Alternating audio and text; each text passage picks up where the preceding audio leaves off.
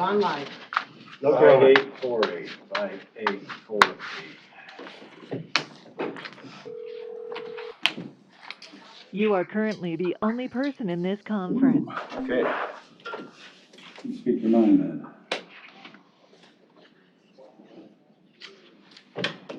Okay, you should open as co-third trustees. Okay, so we'll get started as the Board of Trustees for the Colford Levy Drainage District. I would entertain a motion to approve the minutes from the previous meeting. Second. You got that? Linda? Yes. Tim, Scott. All those in favor signify by saying aye. Aye. Okay, motion carried. Make a motion to approve the easement by Don Brothers Sellers to the Colford Levy District by final acres to be determined following the survey for the property. Okay. Second. A motion and a second. Scott and Tim. Any discussion on this one? All in favor signify by saying aye. Aye. Motion carried. Is there any other business, Linda, that we need? No. Okay. Motion to adjourn from the Colford Levy Trustee District. Is there a second? Second. All those in favor signify by saying aye. Aye. Aye. We are adjourned. Okay. Thank you. We got a couple minutes yet. We'll start our regular meeting. So I printed out the pictures and gave them the pictures, but I have the, what I think is final. But I figured I could give this to you and you guys can look over it.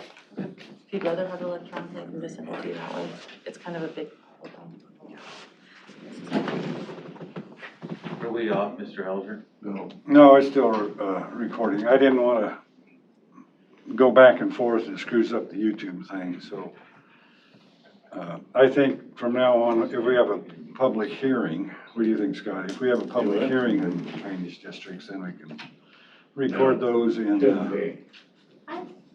different module. Drive over. Pretty good. I think so. Take them long enough. Okay. Michael. I know. Good. Yourself. Good.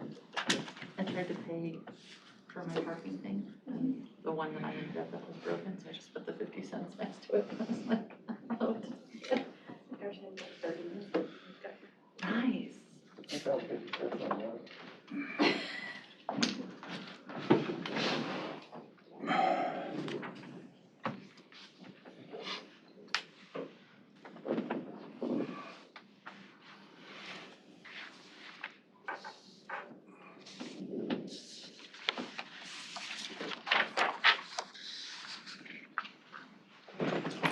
I'm gonna put that again and just make sure that I'm at 54,328.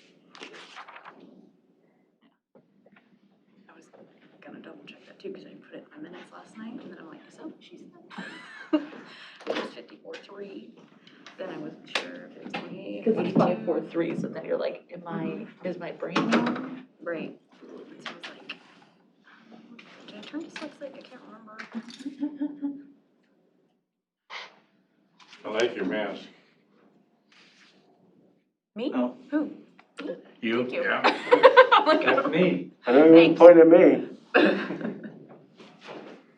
Who is that? Marissa. Marissa, I thought so. Yep. I wasn't sure.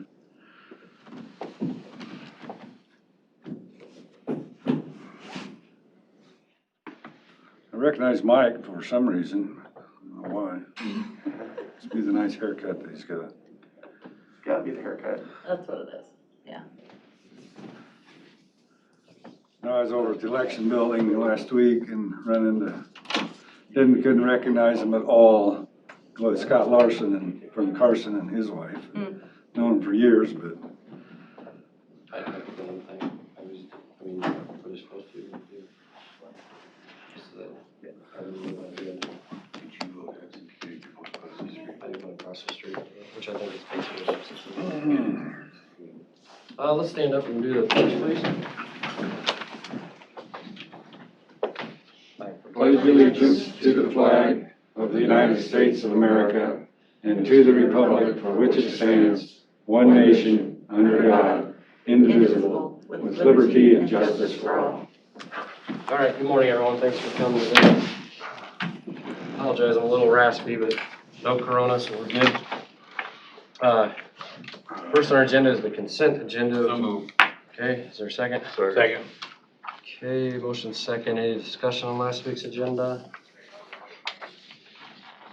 All in favor signify by saying aye. Aye. Aye. Aye. Okay, motion carried. This is script here. I'll get one. Okay, first up, we got John Rasmussen, an engineer, discussion decision to approve, authorize chairman to sign final voucher for project STPS CO 78197-5E78. Where's John? Here you are. If you need further details on the project, this is about 2 years old now. This was the paving we did by McClellan. Total project cost was $2.2 million, $444.10. This closes out and we'll release the retaining to the contractor. So moved. Second. Any discussion? All in favor signify by saying aye. Aye. Aye. Okay, motion carried.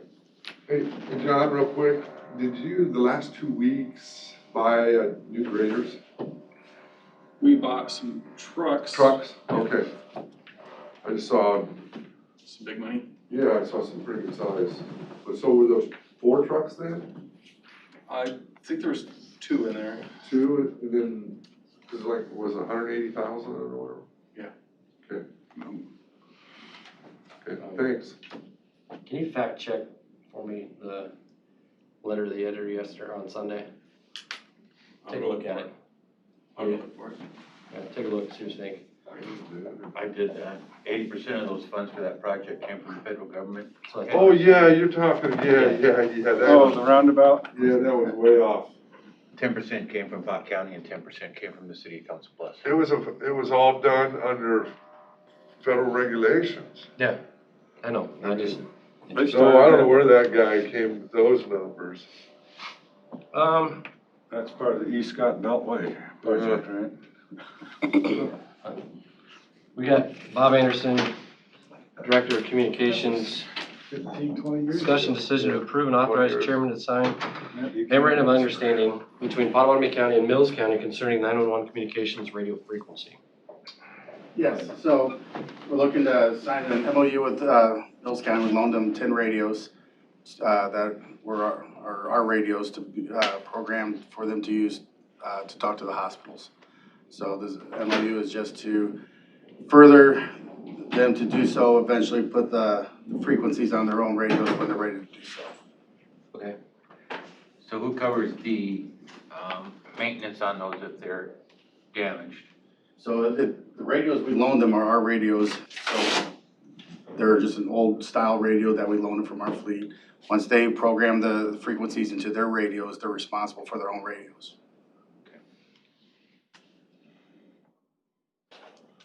okay. Will Is there a be motion to allowed approve? to use no more than 10 portable radios with radio frequencies on the Pot County radio system. What's the key of the 10 number? We don't want them to do their entire fleet. Oh, okay. How many they got down there? I think eventually they're gonna have upwards of probably about 70 radios of their own between their portables and mobiles. Oh, really? Yeah. Wow. They're doing, I believe they're doing some schools. I don't know if they're doing the entire county worth of schools, but they're doing Mills County Sheriff's Department, Linwood PD, all the fire and rescue squads, and Okay. portables associated. So will you know who's got those 10 then? They're in their 10 squads. So every Oh, one of their okay. squads currently has one of our radios in them, yes. There's, Until they're able to program their own radios, and then we'll get our radios back. so there's 10 EMS units down there? Yes. Wow. Okay. I see a lot of them run up and down the street when they come to town here. There's no other hospital down there, I take it, huh? Just depends on where they're transported. Red Oak has a hospital. Hamburg has a hospital clinic style, so if they're way down south, they'll go there. But primary, they come up here to hospitals. A couple times a day. Okay, thank you. Okay, is there a motion to approve? So moved. Second. Any discussion? All in favor signify by saying aye. Aye. Thank you. That's a fine. Alright. Next we have, Jim Reef with Nebraska Enterprise Fund. Coming before the board to introduce the Enterprise Fund and proposal to the expansion of Southwest Iowa funding. Yeah, I'm Jim Wright. Okay. Thanks for the opportunity to speak with you.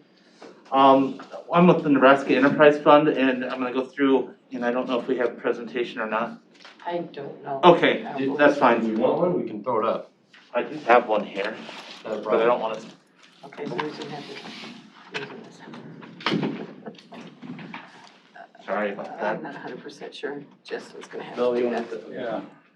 You're fine, just leave it alone. Okay. Go ahead and plug it in here, I'll take it. All right.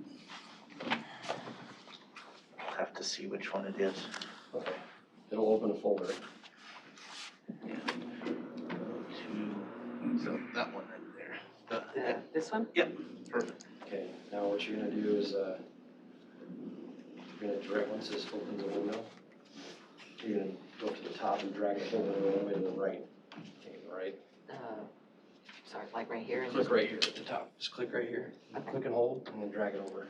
Meant to leave this in the back. This way or? Look behind you. going. Doesn't See what you look behind you, and go up. Oh. Yeah. Okay. Now hit F5.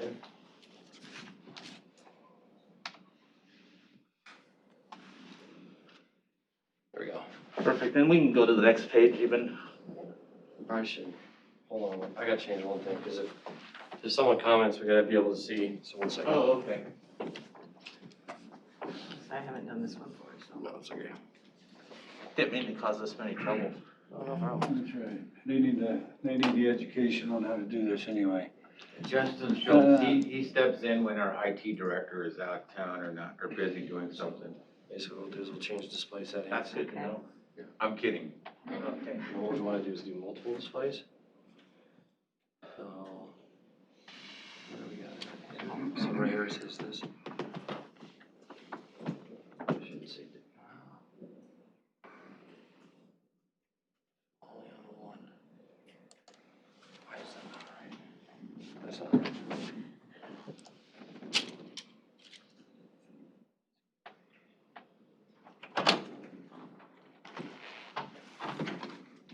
right.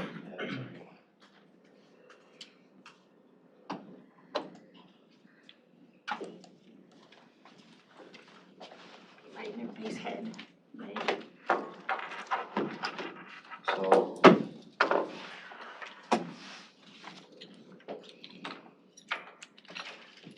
Yeah, you're just gonna have to roll with that. That's okay.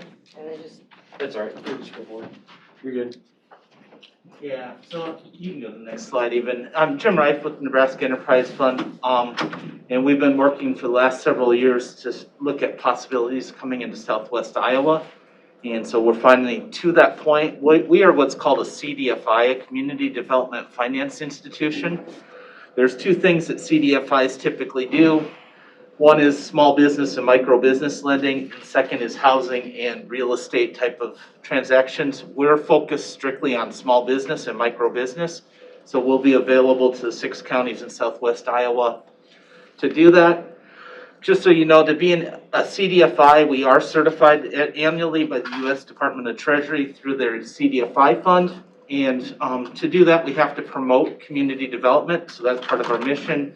We have to provide financial, education, and educational services, in our case, to small and micro businesses and entrepreneurs. And we have to meet our target market obligations. So once I do a first loan, I'll ask the Treasury Department to add Southwest Iowa to our target market. And so then you'll become part of our target market. And we do have to be a 501c3, so we're a legal non-governmental entity. Next slide, please. We focus on small businesses. I know all of us know this, but the importance of small businesses for us is primarily 10 and fewer employees, not exclusively, but primarily. That impacts 92% of the businesses in the country, so a huge number of businesses. Directly and indirectly, it employs 41.3 million people across the country, or about 31% of our private sector employment. We know that's even more important in southwest Iowa and in rural communities, and it contributes right around $5 trillion to our economy each year just by our small businesses. So we're super excited to be in that space. Next. Oops, sorry. Over the last 5 years, just to get a little context of what we've done in Nebraska, we've dispersed over almost $15 million of loans to 368 businesses. That's impacted just short of 2,000 jobs, both direct and indirect, through that time, and about 7,500 people have come through different trainings. That might be QuickBooks, business planning, marketing, whole range of programming designed to help small businesses. And then we've helped about 9,300 one-to-one coaching sessions during that same period. That's where a business might come and say, hey, help me do a business plan, help me do a marketing plan, help me just think through what makes sense for my business. So that's what we've done on the other side of the river. So that's what we're planning to help the businesses here. Next. Our loan products, and this is our bread and butter, it range from $1,000 to $150,000. What we're looking for is businesses that can demonstrate they have cash flow possibility. A lot of the businesses we do are new businesses or near startup. So maybe they haven't proven it yet, but they can show that they have a direction towards cash flow possibility. That comes from having a strong marketing potential, a strong marketing plan, and so forth. We work closely with banks. We don't want to compete with the bank. If a bank can do a deal, we say go to the bank. We're here to augment what the banks do, not compete with them. And some of the reasons we're seeing people can't go to banks is maybe they don't have the collateral. This is especially true for younger entrepreneurs where they maybe are just out of college or early out of training and they haven't had the time to create collateral. Sometimes their credit score is pretty messed up. We can't go super low, but we still go lower than the bank. We also have people on staff to help people build their credit and rebuild their credit scores. And then we hear a lot of times business experience is one of the places people say, the banks say, oh, you don't have enough experience. So we can sometimes work in the startup space where a bank can't do that. Next.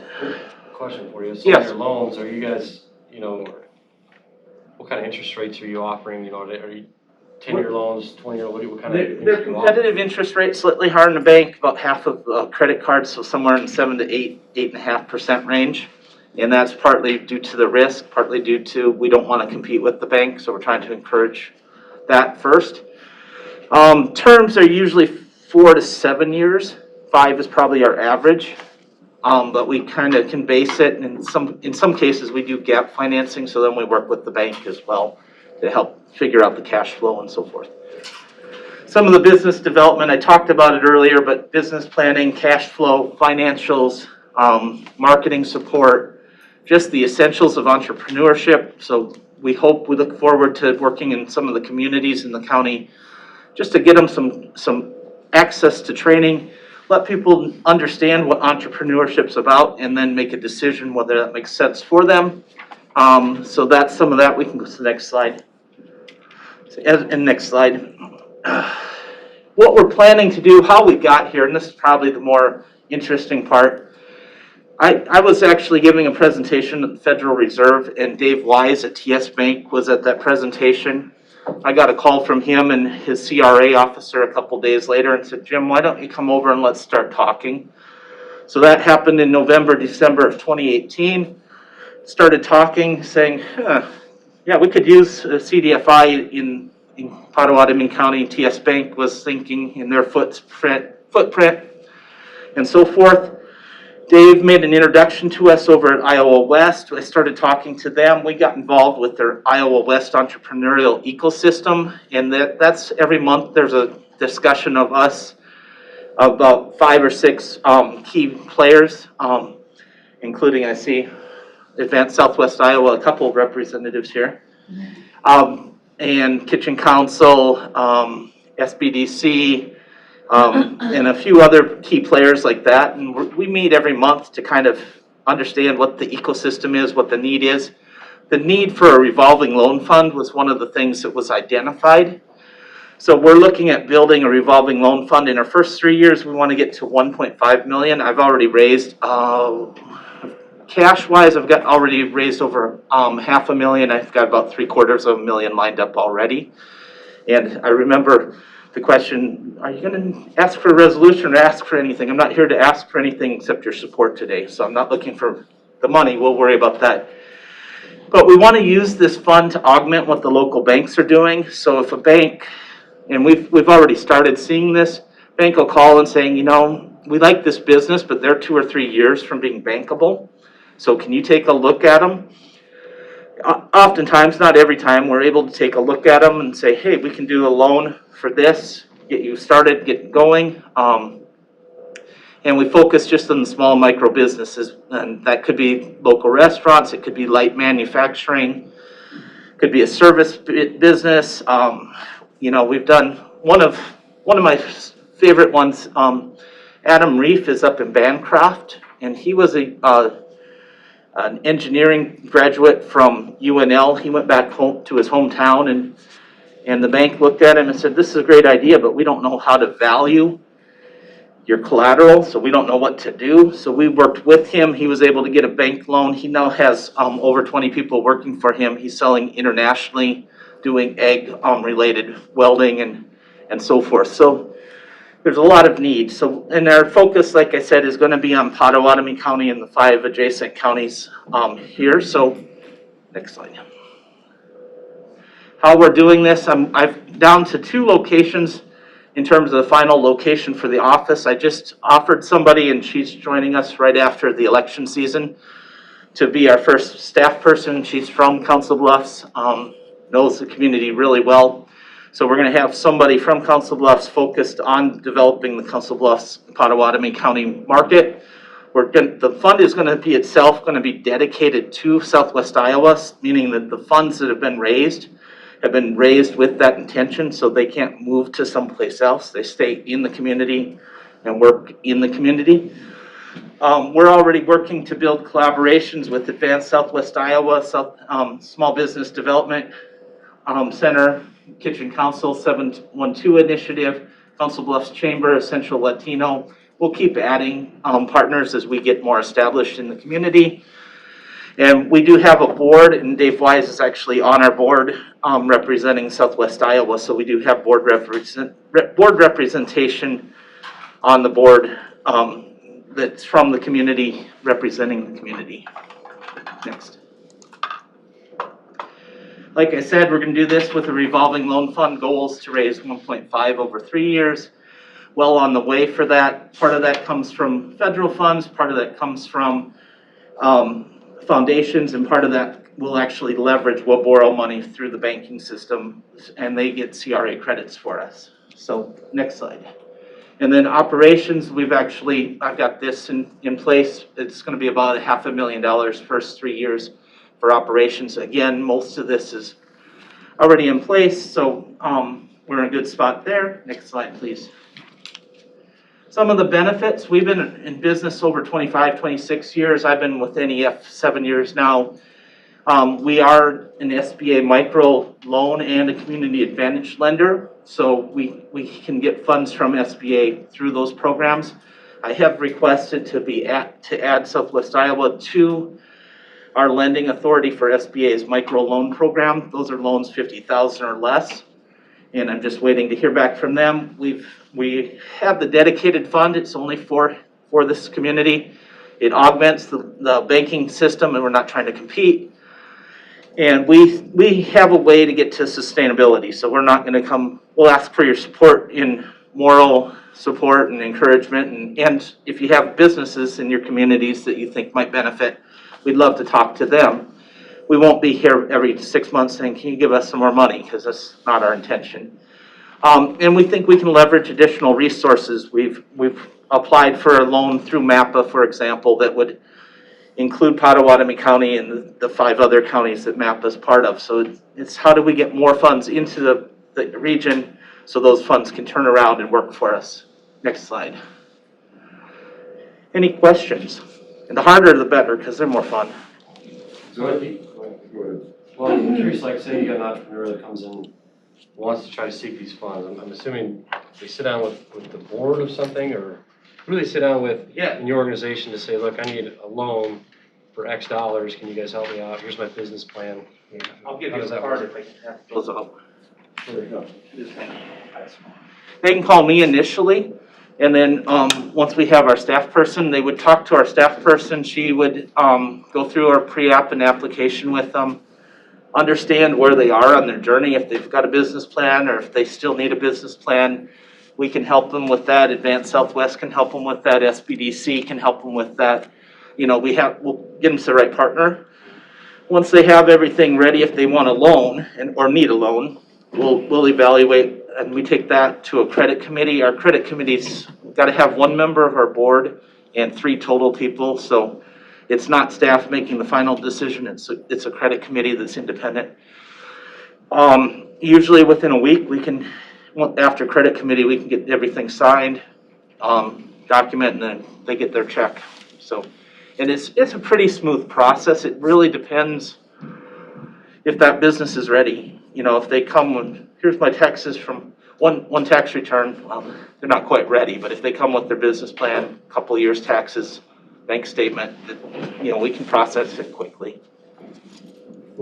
So, are not most financial institutions, i.e. banks, have like CRA money that they have to spend in the? Yeah. Now, how do you, I guess, get them on board? Are you doing this presentation at the other banks then? I've presented to some of the other banks. We're constantly working. We'll constantly be getting into the banks and presenting, because our best referrals also come from the banks. The best businesses went to the bank first and just can't quite get there. There's 3 different ways. CRA, it's a service credit. So if one of the banks volunteers with us or we do a training with them, they could get service credit for that. There's the lending for the small community banks. Usually that meets CRA. Once they get to a bigger size, then CRA rules change. And that's where, like, we're talking to 2 of the banks right now, American National and TSB, about having what's called an investment, but it's really, we consider it a borrowing from a bank, but it's like a 10-year subordinate loan, and they get investment credit for CRA. So yeah, we're helping them, they're helping us. It's our opinion is it works out really well for everybody, because it gets more access into the community, into small businesses, and hopefully soon they can become bankable themselves. So you're gonna you or someone's gonna get to Harrison, Shelby, Cass, Mills, and Montgomery and identify those banking institutions and such. We've been working really close, Advanced Southwest Iowa has been working really closely with them, and so we've been helping him set up presentations and make connections across Southwest Iowa, so. Yeah. But if any of you know somebody you think we need to get in front of, if you can just, give them my information, we'd love that contact as well. Is this similar to the Iowa Finance Authority, or is it completely different? It's totally different. They have some programs that we don't. We have some programs they don't. Okay. We have talked with them, and Paula has been really helpful in us making connections, so. Another question, you mentioned the 712 initiative, or the Kitchen Council. Yeah, both. Yep. Where we're talking about food processing and starting small, bakeries and. Yep. And have you looked at, or thought about those small growers who are actually growing the food? And I know they have a lot of USDA grants available. Yeah. Is there If an it's not, avenue there for some of them? if it's not traditional agriculture, so if it's somebody that is doing something that's a little bit alternative, definitely. Right. If it's somebody doing corn, soy, No. no, but if it was somebody doing hops, absolutely. Yeah. Or we did a loan one time to somebody that was doing goat cheese, for example. Okay. So it's alternative. Yeah. Yep. Yeah. That's what I was referring to. Yeah, absolutely. So has other nonprofits from Iowa West is involved in some sort of, is it a money Iowa West has provided seed loan capital, but Okay. they're also convening the group every month where we meet to make sure that we're meeting the targets that we set out and looking for opportunity. We want to grow the entrepreneurial community. We want my opinion is I want every small business vibrant and taking up office space so that our communities look more attractive when we drive through town. But I think these other counties that you mentioned is part of their target area too. Right. Okay. Ideally, for entrepreneurs in Pot County, they would initially meet with Nikki or SBDC, and then they would share that information. And Nikki and SBDC would tell them, yeah, you're bankable or you're not quite bankable, let's see which one. And then that's where Jim and the Nebraska Enterprise Foundation comes into it. Ideally, everyone's working together and sharing information and talking about how to get this business up off the ground with the appropriate financing. So if there's any other questions, feel free to reach out to me. My cell phone's not on there. If you want to grab a coffee at some point and discuss further, or know somebody in your community that you want to chat with, let me know. Thanks for the opportunity to present, though. Appreciate that. Appreciate you coming in. Thank you. Thank you. All right, next we have Shalimar Rural Development, Advanced Southwest Iowa Corporation, and Mike Marguerite. And Martha Lockwood. So we are here, I know in February we came to you and asked you to sign a letter of support for a DNR grant. I did notify you guys that we got turned down for that grant due to the fact that A, we didn't own the building at the time, and B, we didn't have actual printed out renderings of what we would do with the space afterwards, which, the DNR derelict building grant is an extremely competitive market. So it was a bummer not to get it, but either way, we went back to the drawing board and said, okay, what else can we do? How can we make this work? If you guys remember, we're trying to take down 316 Oakland Avenue in Oakland, Iowa, which is the old hotel. It has been abandoned and derelict since 2013, and that's being kind. It was actually 2012, but it was late 2012. It's gone through several different ownership changes. If there's too much noise or if there's too much vibration on Main Street, it drops bricks. It's a hazard. It's sinking. It's about $4 million just to get it structurally sound again to where it would actually hold itself up on its own, which is not something that anyone has been interested in doing thus far. So, with all that being said, we went back to the drawing board and we said, how else can we get this building taken down? The total estimate for taking it down is $162,000. That's a big chunk of change just to take down a building. So we have come up with an idea to split the cost three ways: $54,328 that the city will pay, ideally $54,328 that if the Pot County Board of Supervisors would go into it. And then we have a completed grant application for October 15th to be submitted to the city's program through Iowa West Foundation for $54,328. So we're just getting really creative here, you guys. Originally, we were supposed to take down two buildings, which was going to be $180,000. We actually came to an agreement with the property next to it, which our building houses the staircase for their apartments. So we were kind of running into an issue of we don't want to put tenants out, but we also want to make sure that because the building is not really that secure anyway. So we came to a great agreement that the property next door is going to take ownership of 318, which houses their staircase, and they're going to gift us a garage in the back that they have this very weird landline that has a weird triangle garage that cuts off all access on that back alley to the main building. To the lot next door to it that's open. We have a company that is interested in building, has already purchased the lot next door to this building and wants to start building and expand their business, hopefully adding 3 or more new jobs, hopefully. But unfortunately, they've been told that too much noise or vibration, as in would happen with building, could cause that building to come down on top of their brand new building. So what's causing the noise and vibration? Are we just talking regular corn trucks coming through? Or yeah, literally we haven't been able to have parades there for 8 years because the band music and of trucks and stuff going by causes bricks to drop. Or tin to fall. I actually had a DNR guy that had to come out and inspect it with me. And while he was there, a piece of tin fell right next to his head and hit him in the foot, so. It's just a giant hazard, and this is the last piece to Oakland Main Street that we need to get completed and taken down in order to have it be open. So I got another question for you. Sure. Let's say city jumps on board, county jumps on board, but then the city's fund, you don't get it. Then what?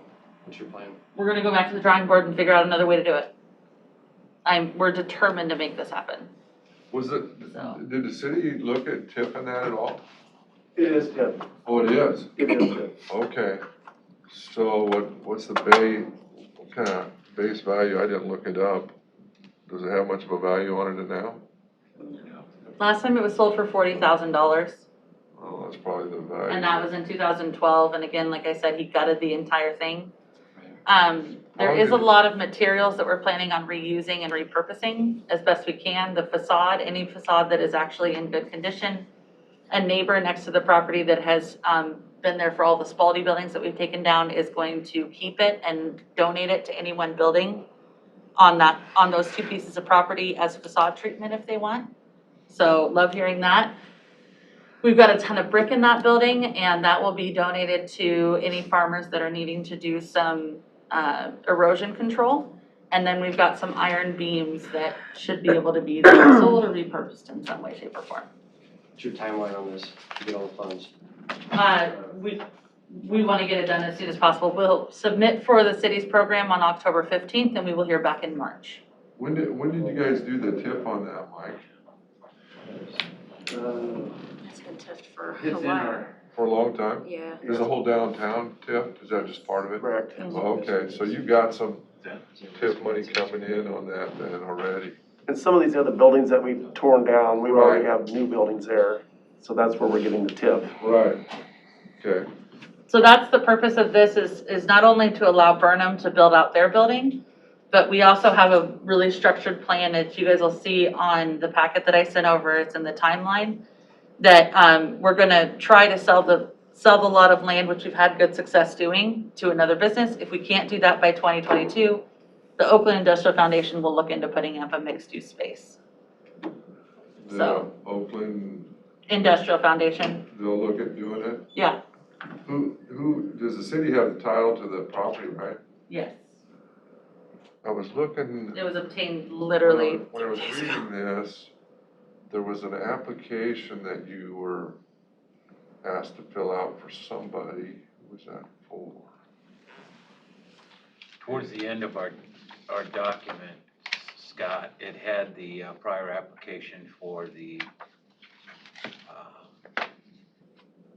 DNR grant? yeah. Yes, Yeah, but that grant is typically only like limited to $5,000, ain't it? 100,000, Oh, wow. Up to. up to 100,000. And we were asking for the full 100,000, because we were looking at 180 at that time. So you can't go back and ask for a grant, because that's only like at one time a year they do that. Yes, it's only February and you find out in April. And to be honest with you, the city of Oakland has applied for it 4 times. Oh, This is have the you? 4th time for different projects, and every time they're turned down, so. For the full. And we even amount? leveraged that in the application and said, you guys really haven't given us much love, and so, but it didn't, unfortunately. Yeah, it seems like somebody in Pot County got it a couple times. Matt Wyant got a Catalyst grant, which is a different kind of Who? grant. Matt Wyant Oh, was awarded a Catalyst grant in Carson, and huh, that's also $100,000, and that's actually to fix the building. okay. And there's lots of restrictions with that it has to be a mixed-use space, and you have to bring it back to historical. Huh. Well, let me just see that, I read that. The grant was asking, or this statement was asking in regards to jurisdictions that it affected and such. And, I would say that, and I don't know what their definition of jurisdictions was, but I would say it would affect the school district as well. as the city, I can add those. you know, I mean, and the county as well, I mean, in that sense. That's a great add, I'll add that. Were we, considering, the, being the last in, or, where are we at? My assumption is that more than likely they will, the city's grant will require them to have that before they can even apply for the city's grant, so they'll. We don't have to have it, but what I have talked to the people that look over the city's grant is they said it just makes a billion times stronger Sure, it shows. application. You know, they said, yes, you can wait to go to Pot County Board of Supervisors and submit and say that we're planning on going to them. But if you have something saying, hey, we're in, and the city of Oakland signed a resolution last night saying they're in, it makes a really strong application. That's unfortunate that the foundation there is, you know, it was a cool building, I'm sure. And it serves so many purposes, and it really is truly iconic. Our hope and goal is to everyone that we sell, everyone that the Oakland Industrial Foundation or the City of Oakland sells a lot to build. We have been encouraging them. We've got all this facade. Please use it. Please put something up that you know, and that, it's just facade. You can still put up your metal building, but you can put something up on the front that makes it look like it fits with the rest of what we have going on downtown.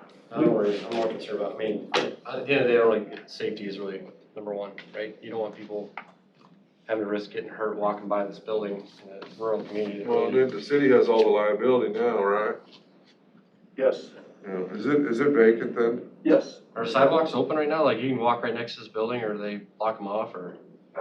We had them blocked off, and then the owner had a structural engineer look at it, and they deemed it was 2 years ago to save, so now we're gonna put them back out.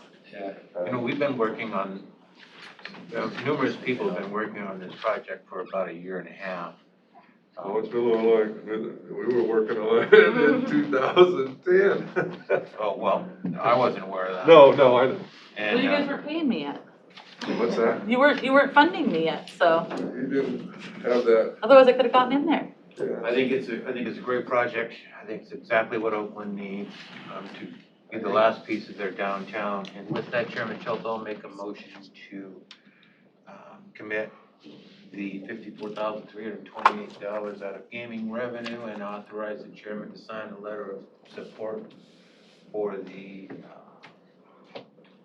city's grant. that was with the assumption that they get the other two funding sources then? Well, we already have one. We have the City of Oakland already committed. All right. So And we're then, just waiting on city's grant. this is not a rural development fund project? Can we use it for that, since they're incorporated there, or not, you know? My motion was to take it out of gaming. Right. And, I'll work with Matt on that and see where we're at. I think that's something that we should be looking Yeah, I mean, at if we can, maybe we'll just shift the money back over. for the Meantime. community, I mean, just for the community's sake. Well, so- here's Matt right here.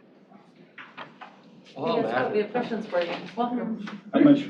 How many dollars is that? 54, 54,328. However, keep in mind, please, that, we've already committed, over $500,000 of that, down here, yes. yeah. where? To, Armstrong? yeah, the Armstrong Road. Okay. So we're just curious if those funds, so we're talking about potentially, there's an old hotel that was in Oakland. It's kind of falling apart. They're looking to get grants to tear it down. We're curious, you know, we made the motion to take it out of gaming, but we're curious if your rural impact fund could be used for that purpose, or since they're in the city limits. Is that From what the attorney's office has told us, it would not be able to be used for that because it's too far inside city limits. Okay. It would have to be something like right on the outskirts that's gonna benefit the rural people. Yeah, just, not a huge deal, I'm just curious. Pretty much everybody outside of Council Bluffs is rural. I mean, it's true. Yeah, Yeah. No, okay, I'll second that. Okay, motion is second, any other discussion? I guess, my last question, so March is your timeline that That we'll you hear start back. to tear the thing down if everything's funded? Yes, Yes. Okay. and then we've how- got that in the timeline, Okay, the response, and then, I mean, essentially right now, you know, with October, we're in October, you know, even if we were to hear, there's not much we could do. Have you had any bids at all, or not any bids? We have already gotten bids, yes. How many did you We got Well, one we for the just demo, got estimates. get? Oh, but they're very reliable bids. We got one bid for the demo. It's the guy that we've used on all the other buildings, but we'll put it out for bids, but he's always a little better. Asbestos is $30,000 was the estimate. Deconstruction of the building was $108,000. And the reshoring and pin tucking of the yeah, building that because it is a shared wall, so we need to enclose that and make sure that it's weatherproof, is $1775. okay.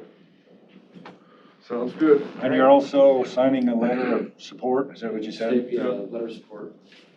Is there one in here? There is, it is, right after Part D, where it talks about, Attachment D, pardon me, attachment D. Part D. I don't And the know, letter of support's going to, let me see. It's if I going to be attached to this application to be The sent city's, to city's the grant. city's. to the grant. city's fund, okay. Yeah. That's a sample Yes, resolution. yeah, that's a it. sample right at the top. That is a simple resolution, letters. We'll figure that out. Okay, all those in favor signify by saying aye. Aye. Aye. Motion carried. Thank you guys very much. Thank you. Thank you. Good luck with that project. I'll man. send over that, I'm back in the office this afternoon, I'll send over the other letter of support. How long has the city owned it now? Since Thursday, last week. Oh, is that right? Yeah, close, with, okay. with COVID and everything, it shut down and, Okay, so They've you been in guys process just took since possession of it then? yeah. Okay. Thank you guys so much. Thank you, Marissa, thanks, Mike. See you guys. All right, next on our agenda, we have Metro Belt Finance Officer, Auditor's Office.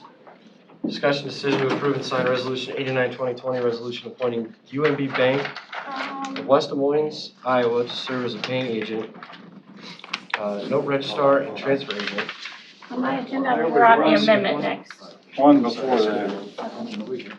I know my alphabet. Take care of him, Tim. We're gonna scoot back up to item E, Echo, as in discussion decision on amendment of 2021 budget, setting a date for public hearing of said amendment. Good morning. What date are we looking to set, is that? The soonest, if we send it to the papers this week, would be November 3rd. That's what I have tentatively typed in, and that can be changed on the draft that you have in front of you. Why is the need to have a public hearing on a budget amendment right now when it can be done in March or April or May?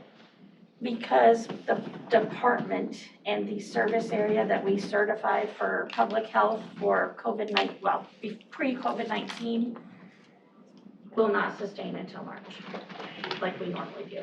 We cannot go over the appropriations you set July 1st. And the expenses that, I'll let Matt explain the reason for the Department of Public Health. Don't we have revenue coming back to us, Matt, for? You still cannot expend over what you're appropriated. So we, on the public health budget, on that side of it, we had, I believe it was $1.5 million in expenses. That was our, when we come in for the budget talks and we say, hey, that's what we're gonna expend out of the public health department, that's what it was at. So we're now 3 months into the budget cycle. We've spent approximately half of that budget funds due to all of these other expenses that we've had along with COVID. So in order to keep us from going over that 1.5 million without the budget amendment, yeah, we are going to get the $1.2 million from the CARES Fund from the state of Iowa. We'll get that shifted back to us, and I'm hoping that we'll be able to just utilize, have the Board of Supervisors approve. It goes back into the general fund and just have you all approve putting it back into that COVID line item expenses for us. When this originally kicked off, you guys the Board of Supervisors had allotted us $400,000, And currently, as of right now, we have spent $381,000 of that. The payroll portion of it, of course, does hit us pretty hard when we have the disease investigators and everybody coming directly out of that funding item for it. And then we did make those big purchases on there, and we have a few others that the claims are coming through that the Board of Supervisors will see where we spent. And this is for CARES funding, right? We're spending $300,000. We're gonna be able to upgrade all of the county meeting rooms to be able to meet by electronic means on. We did the air handler units in all of the county buildings to add in the ionization unit that filters the air to clean those things out. There's been, the other expenses on the safeguards that we put into place for all the county employees. Those parts, we've purchased masks that we had in there. So those are kind of some of the bigger items that have come across as long as through with our payroll. But the meeting room one and air handler unit one will be the ones that you all are starting to see now. But so we get the $1.12 million in CARES funds. It's working with the state on them, and the state changed the rules on it. Originally, they were only going to allow for 25% of your budgeted salary costs to get reimbursed through that. They changed the rules and said that it's 50. And so now they're just I had done a second billing to the CARES Act, because originally I came in and I told you all we billed $673,000 on our first one. And then we were gonna bill our second one. They called me in between, right after, it was due Friday, October 9th. So I submitted it. They called me right after that, said that they changed the rules and that they were now just gonna give us our full allotment of those funds back, just based on the salary information that we had gave them. And they just needed a few other pieces to clear up the salary piece of it, which Liz is working on for me today. It's just our step and grade scale with positions attached to it. So we'll get that submitted.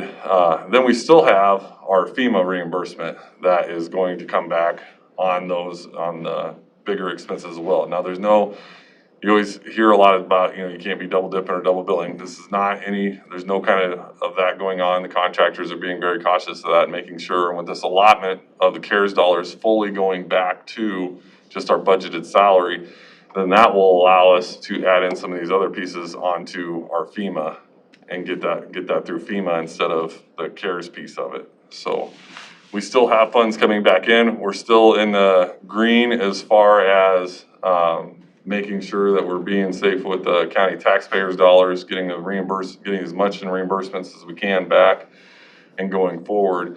But unfortunately, we set these budgets in November, December timeframe was when, as a county, we sit down and we go through these planning on what our year is going to be. We didn't realize that, January, February timeframe, pandemic's gonna kick off, and then that's gonna throw these numbers all kind of to the wayside, so. This is just administrative. And we're amending, Spend our budget. we're amending revenues as The only thing I well. don't wanna commit to yet, not that I'm not saying we won't, but I think when the money comes back, I think we need to just reassess it at that point. I don't wanna do that today and say, well, No, of we course. get all this money back, you just put it in your line item. I don't necessarily wanna do that. Oh, we gotta have the money back first. Yeah, exactly. But what I read was our filing date was supposed to be the 16th, this Friday. Was it last Friday? No, I read that too. It was actually October. Yesterday. Yeah, it was. They extended it yesterday? So That's when I read about it. the original published date on it was actually October 13th was the second submittal date. Then ISAC sent out a notification and said, hey, your final billing date is October 9th. So we got our second billing date in on October 9th. So that was it really for us. I didn't pay any attention to anything else that came across because all of our billings were in. So it sounds like they may have extended it again because it was. That's what I just read this morning was The second billing date was not necessarily clear, but we we did make. probably deleted it. The first one we billed about 624 or whatever it was, 673. 673. Mm-hmm. And so this last one you billed just The last one I billed 352, but then that's when they called me and they canceled the second billing and said, hey, we're gonna give you the full 1.12 million. Oh, okay. Okay, so We're getting the full amount. you're getting the full amount. We were struggling to hit under the original guidelines of what they put out to us, we were really struggling to hit the full allotment part of it because you had to you had to expend the funds. And when they say that they wanted you to expend the funds, they wanted the invoice, they wanted the shipping receipt showing you received it, and they wanted the cleared check on each one of those different expenses. So to say that we were gonna be able to go and make all those different expenses and have all those, the federal guideline is through December, and they were only giving us till the end of September, so it was really making it difficult. So I am glad to hear that they changed the rules and are allowing us just to get the full allotment back based on the budgeted salary reimbursement portion of it. It did help us a lot. Okay. Matt, I know it's still way too early, but if you take a look at the amount of funds you're gonna receive from the CARES funds and what you expect to get from FEMA, will that cover pretty much all of our expenses from COVID, or will there be an additional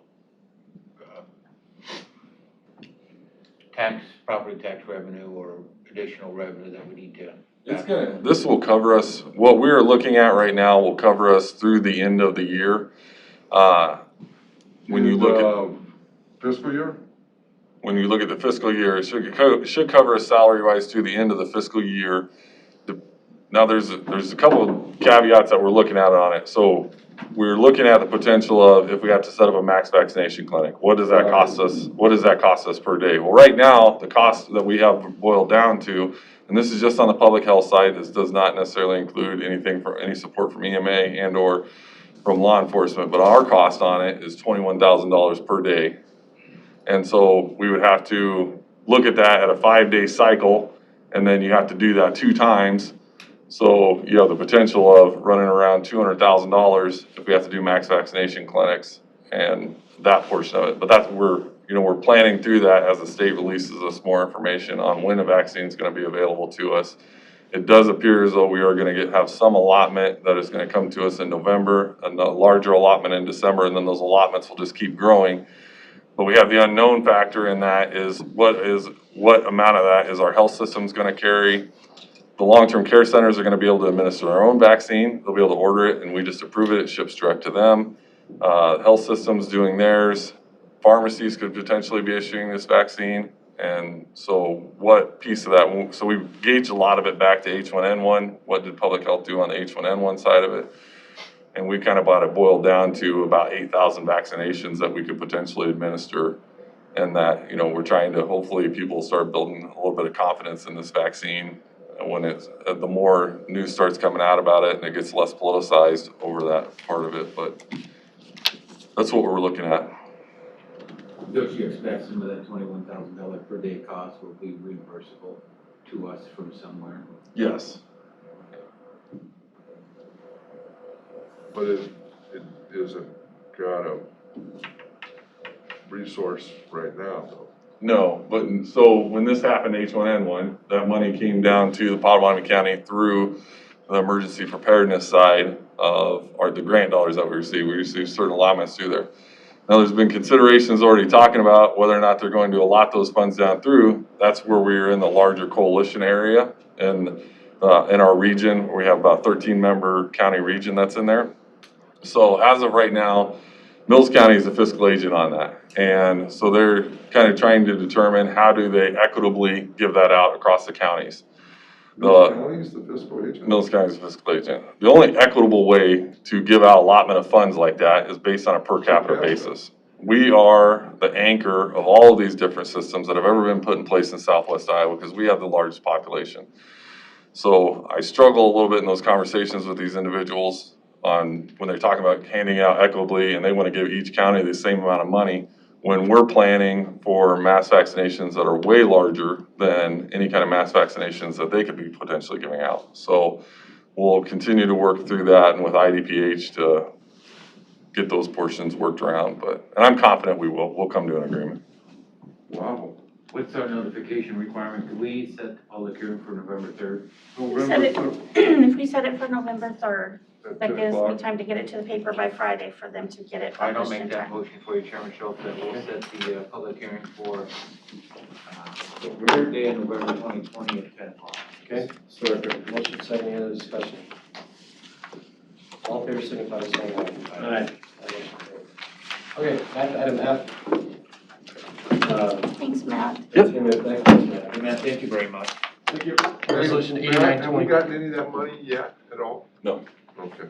You did say 10 a.m., correct? Yeah. Resolution 89-2020, resolution appointing UMB Bank of West Des Moines to serve as a paying agent, note registrar, and transfer agent, approving and paying agent and note registrar and transfer agent agreement, and authorizing the execution of agreement on 4.61 million general obligation bonds, series 2020A.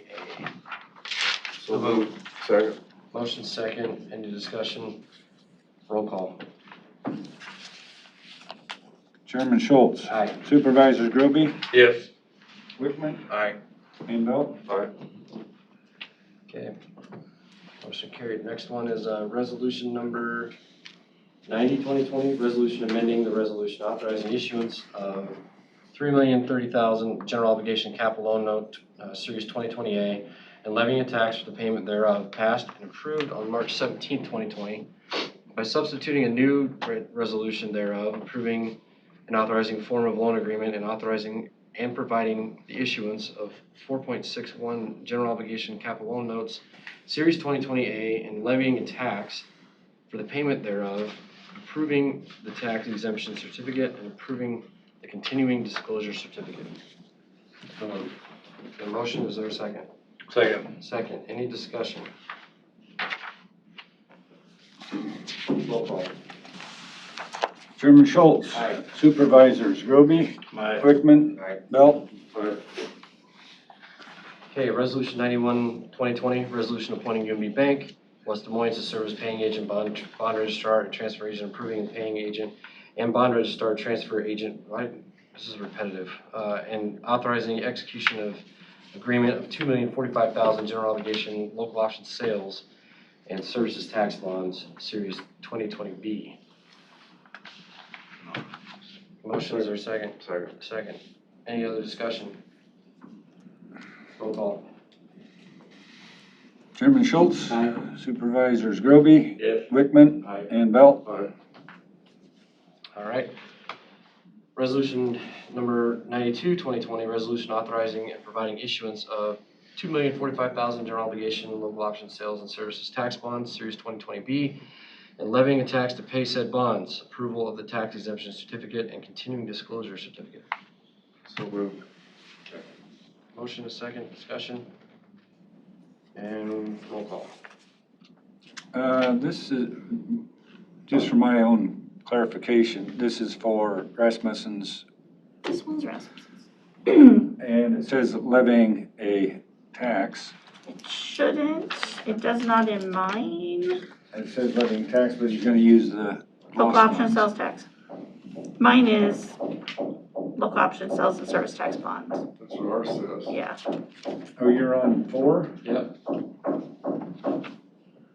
Okay, well, yeah, it does say local action sales service tax bonds and levying tax to pay said bonds.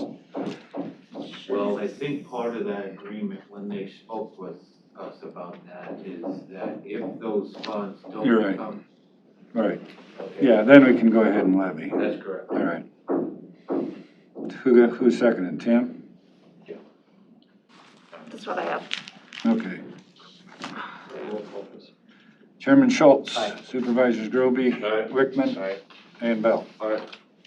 Okay, we're on to other business here, and this one is a discussion to approve, discussion or decision to approve hiring part-time assistant in the Board of Supervisors office. I'll take the lead on this one, just extending from last week.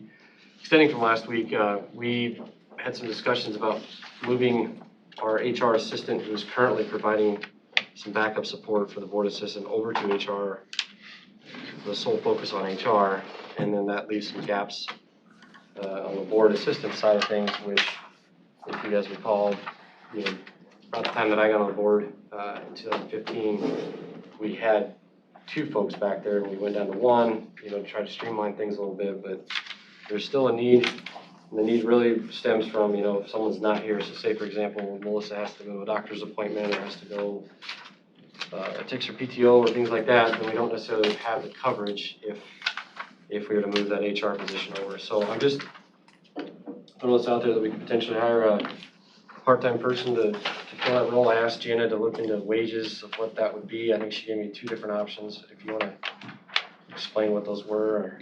Yeah, sure. You know, when we take a look at it, because this person is gonna be backing up, so I feel like we have 2 options. One, use the same job description that we have.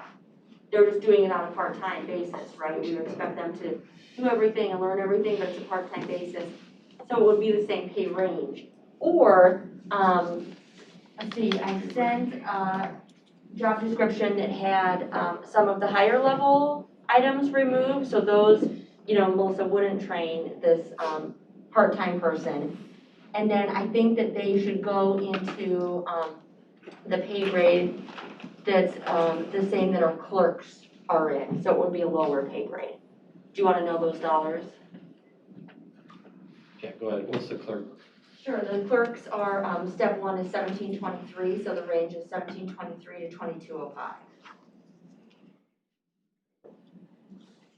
And then generally speaking, you said that the gal that was in there before, was it Mona? She was averaging, what, 30 hours a week or something like that, or? Right. Was that from day one?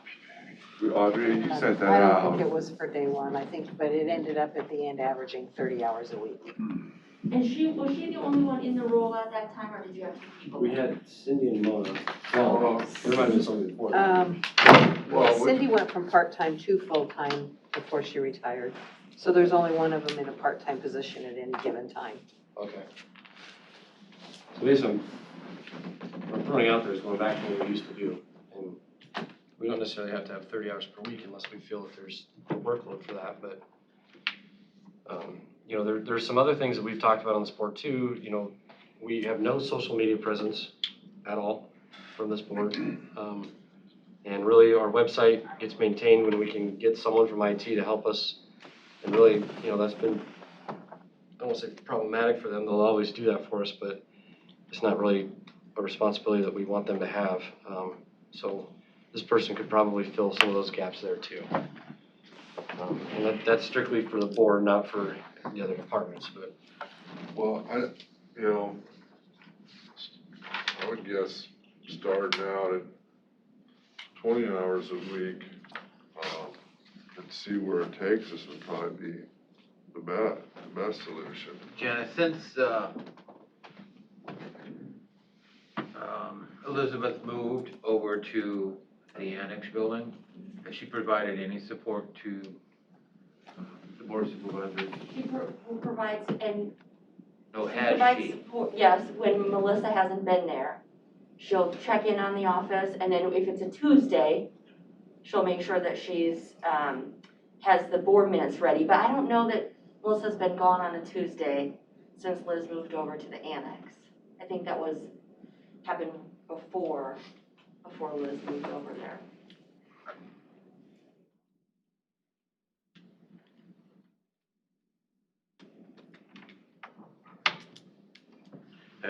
Has she requested any assistance since Elizabeth has moved over? Melissa? Yeah. Yeah, I mean, she sent an email the other day, she had an appointment and needed someone to do the phones, which we forwarded the phones over to Elizabeth. I mean, it's not, I mean, our job is, you know, as county supervisors, is to be available to the public. And if we, you know, we can argue and say, yeah, we have our cell phones, but the public doesn't have our cell phones necessarily. And having someone here to be able to field those phone calls and appropriately direct that individual to the right supervisor. Maybe there's a supervisor that is working on a particular affiliate, making sure that that phone call goes to the right supervisor. You know, and so there's a need there, and to put that expectation on one person all the time, you know, that individual needs to be able to have breaks and take days off and be sick just like everybody else.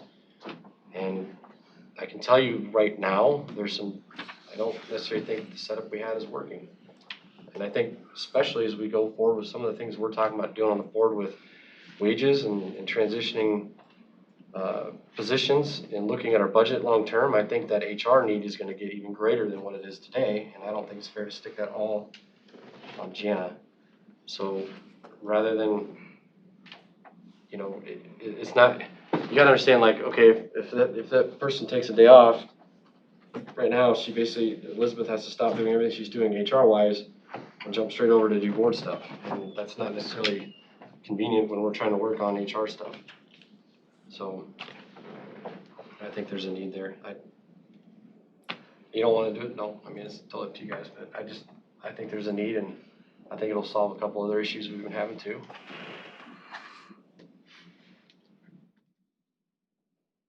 Enough said.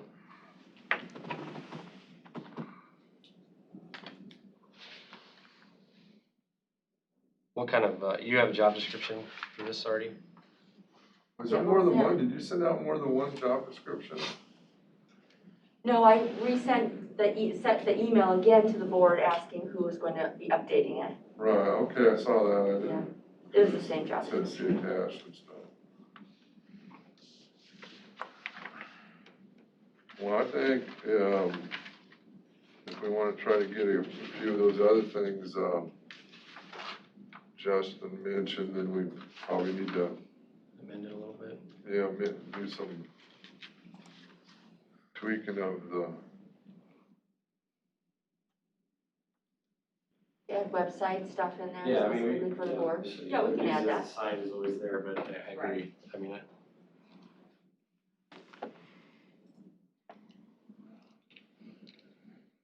Scott, would you work with Jana on that job description and bring it back? Okay, then, when you advertise for a position, if the board decides to move forward with a part-time assistant, you need to kind of set some kind of hours. yeah, I mean, we have the ability to do that. We can say, you get 20 hours a week. I mean, we can say that if we want. well, I mean, that should be, if the board decides to move forward and hire somebody, that should be in the posting of the position, What's that? hours. That hour, Yeah, generally expected hours or whatever, yeah. well, I would think, probably, whatever's normal now, 10 to 2, and find out what, I mean, it's subject to change, because if we find out we only need someone, 12 hours a week, and then whenever she's sick or time off, if she's trained up, then, I mean, I hate to go, I hate to go through it where you have to get someone every 6 months, but, No, I agree. we gotta have enough for them to do, Just something else to think about too, there's the continuity of operations, right? So let's just say hypothetically, Melissa decides to retire someday, then what? And if she's the only person that knows how to do that role, then we have to basically try to figure it all out. And I think we're a little risk there. So having someone there that knows that role, and then if that situation were to happen, you got someone that essentially could step up and take the reins as long as we needed it to.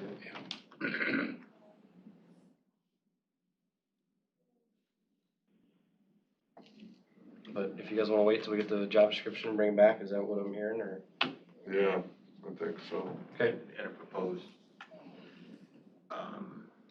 number of hours. Okay. All right, we'll work on that and bring it back. Okay. So next on the agenda, I have public comment. I had some folks reach out to me saying that they wanted to say some things, so I don't know, did you get comments on YouTube or something, or? I have 2 people have comments on. Okay, and Mr. Ronsall, were you just here to observe today? Okay. Thanks for coming. Good to see you. Go ahead. Okay. Hi, Mike. The first is from Naomi Corey. She says, "Good morning and thank you for all your service. I do have a question on last week's meeting and have concerns over some activity and statements made by our auditor and election deputy. I would like to address the comparison of this virus to going to war and address the need to have appearance of complete election integrity and the need to have certain things done in person. Many of us are back to work and mask up and take certain precautions. For these reasons, I would ask that you look into how the auditor is operating and if the office cannot operate at some of their work gets contracted out to people or persons who can work in person. And then she says, thank you. Then Dex Coons says, good morning and thank you for your stewardship, our resources. As I, a veteran of 2 tours of Vietnam, cannot even make a connection of war and enemy to COVID. Thank you, Naomi, for the question. I am self-employed. If I don't show up at customers' homes or businesses, I don't have an income. I go to stores and businesses and everyone is in place, seeing hundreds of people daily. If grocery clerks, cashiers, contractors, and all other private commercial folks can show up for their work and we can stand in line and check out it makes no sense that all government employees cannot also. Also, I want to address the stupid election comment, and as a military brat, my dad did not fight for our rights for that comment to be used. And then they make a comment about the mics today weren't heard very well. Microphones? Yes. Okay. Oh, So that was those 2 people. blame it on the mouse. Okay, we'll check into the microphones for sure. Yes. Okay, well, thank you for the comments. Does anyone have anything you want to say or address on those?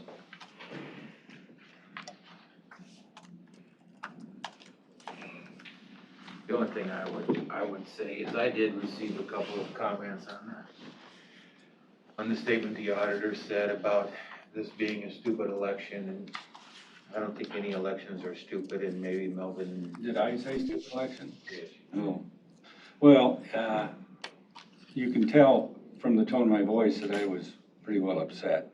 So it is not a stupid election, and that was just a slip of the tongue. So I'd apologize for that to the public. We take our elections very, very seriously here. All of the workers and all of the part-time help, and especially my election deputy, takes this very, very seriously. And she's done it for 20 years and is one of the best ones in the state. And you can talk to other election deputies around the state and they will tell you the same thing. Now, I'm sorry if I hurt anybody's feelings when I said we're at war with COVID, but it is a battle. And if you have cancer, you're battling cancer. If you have some other affliction or disease, you're battling it. And I think that's what we're doing now, is battling this virus. And I'm just trying to make the point, and I like to make the point to everybody, that all we have at our disposal are these masks and 6 foot. So if I offended any veteran or anybody that did fight in a hot war, I apologize for that. But it's just a continuing battle, and you can talk to, and you guys know it. Hey, Jody.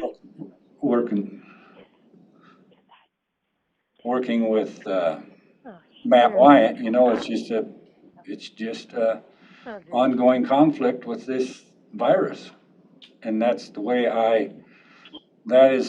I personally perceive it. And if you look at it as a battle, why, we just got to keep fighting it and doing the best we can, all of us.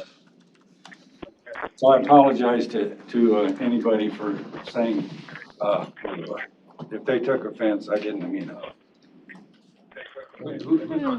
Hey, Christy, you're not on mute. Will you mute your phone, please?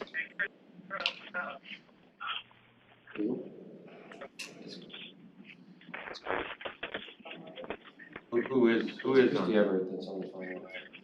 I already know. You want me to go down the hall and say something? It's okay. Thank you.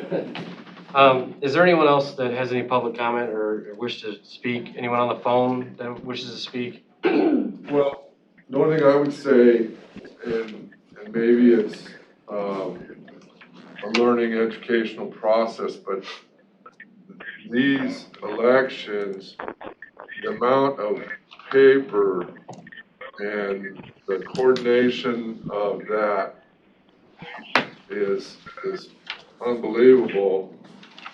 And this one especially because of, seems like there's a lot more absentee that's going on.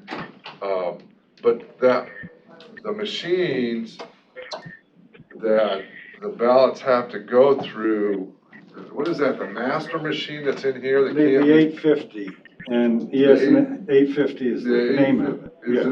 That's like the main machine.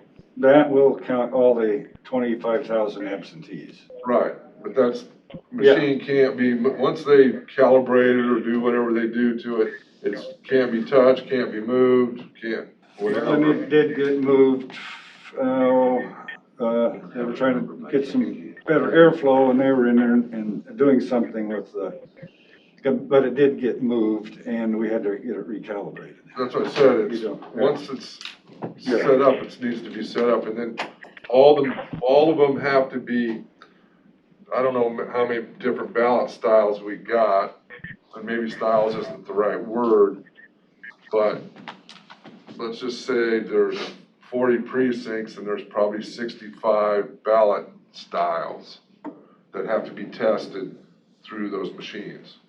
66 ballot styles, I think. Okay, 66 ballot styles have to be tested through those machines to make sure that they're doing what they're supposed to do. Yeah, and we will have a public test on October 22nd, I think she said, but it'll be in the paper. There'll be a public test open and they will test some ballots over in the services building. I think it you know, whether a YouTube video can be made or some education and training of just people that would be interested to see all the things that go on with voting and stuff.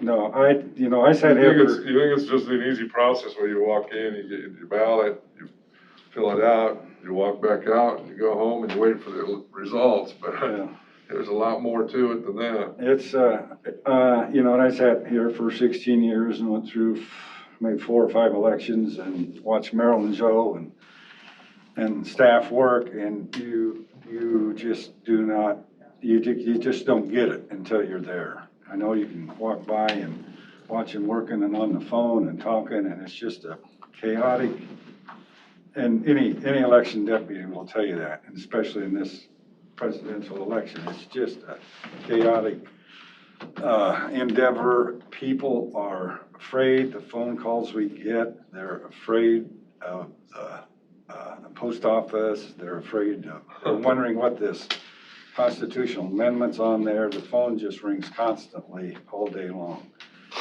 And there's probably the only other one in here would be Audrey, who used to work in elections. She could probably vouch for the situation that we get in on election years. Yeah. I don't think, point taken there, your office and the staff, they work very hard elections, we know that. I think what's happening is the optics of folks not being here and working from home, and not understanding the work that they're doing when they are working from home is what caused a lot of the concern. Right. And generally speaking, I still have a concern with any department in this county, and really, if there is some reason they can't physically be here at work, I wanna know why. And I wanna know, is that due to a medical reason that a medical doctor said they can't do that? Then fine, so be it. But if it's because we haven't put in public health measures to keep that person protected, then we need to figure out what that is so we can address it, at whatever department. So, well, my concern is that's a discussion we can have off, if you wanna know about somebody's medical situation. I don't think we ought to be chatting about that in an open meeting.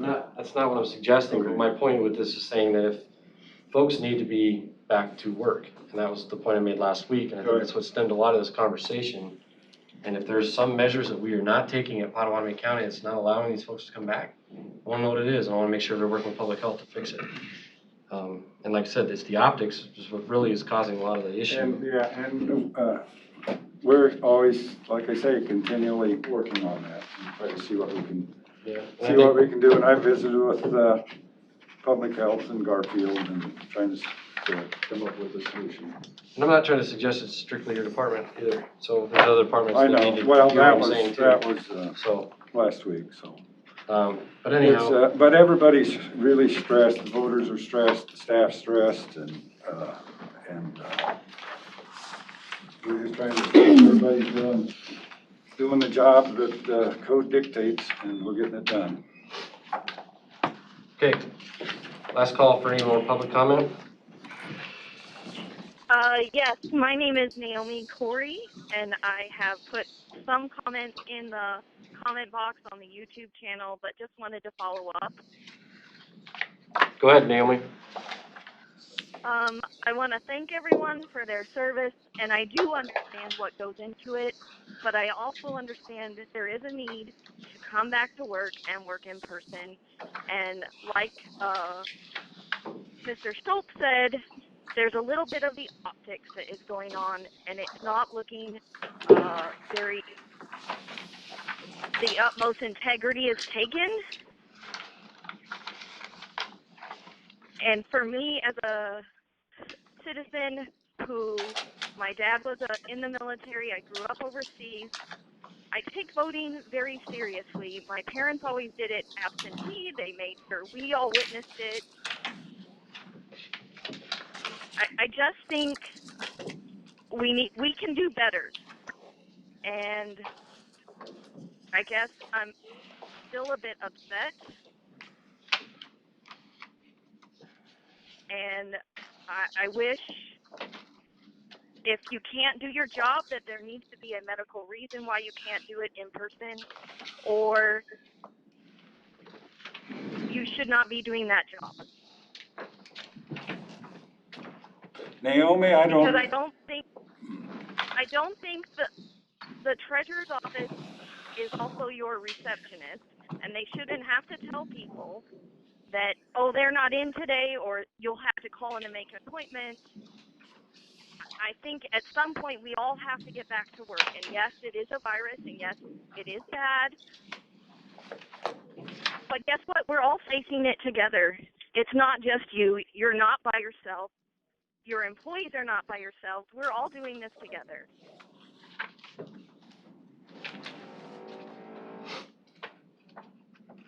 Naomi, this is Melvin. You're welcome to stop in anytime and chat and take any more concerns. I don't know where the supervisors meeting is the place to do it, but you're welcome to call us.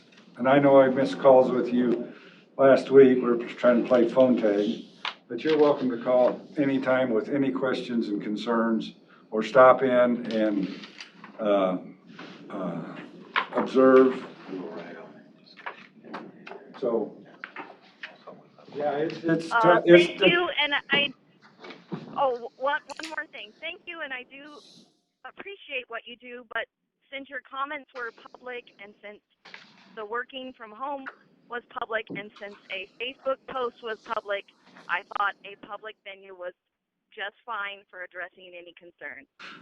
Transparency is always good. But you're welcome to come in anytime you want.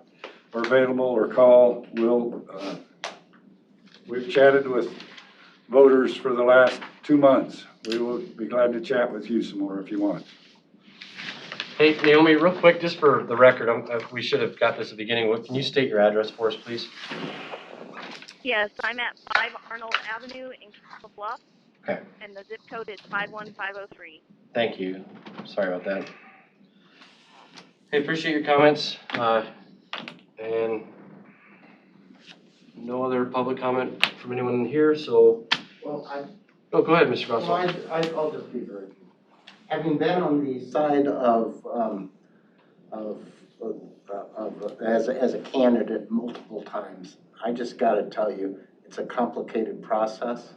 I've always thought the auditor, even though they were Republican, the auditor in the auditor's office has always run professionally, and that was my experience throughout my career. And at times I had Democrats express reservations about a Republican in control of, all of the elections and that stuff, and maybe there's hanky-panky. I always defended the auditor's office. Melvin's done a great job. Marilyn Drake did a great job, and I just want to speak out in favor of this office. Thank you, Mike. Thank you. Sorry, your address too, please. 220 Bennett Avenue. 220 Bennett, thank you. Appreciate the comments. We are gonna take a short 5-minute recess real quick before we get back into the urban renewal discussions. Really, this is just so we can kind of get our ducks in a row before we present anything in the city, but let's just take 5 minutes here and then we'll come right back. I'm gonna leave this up because I think if I shut it off, we might Yeah, no, I miss think the that's miss smart. the YouTube thing. I'm not even gonna. What are we gonna discuss later? Here you The, 5 minutes. Thanks for yours. What? Okay. Hey. What's up? Bud? How's it going? I can't really talk about my entire life. I'm 70 years old. My entire life. I had a great time in the legislature. Yeah. And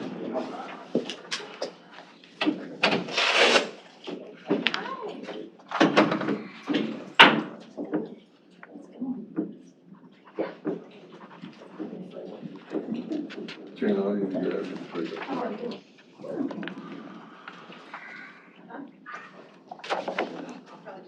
Dexter, you need Dexter's address too?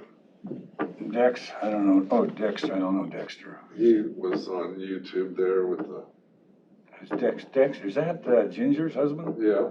Oh, yeah, Ginger Coons. Yeah, I know her. Okay. But no, they live up, They live off of G or did, yeah.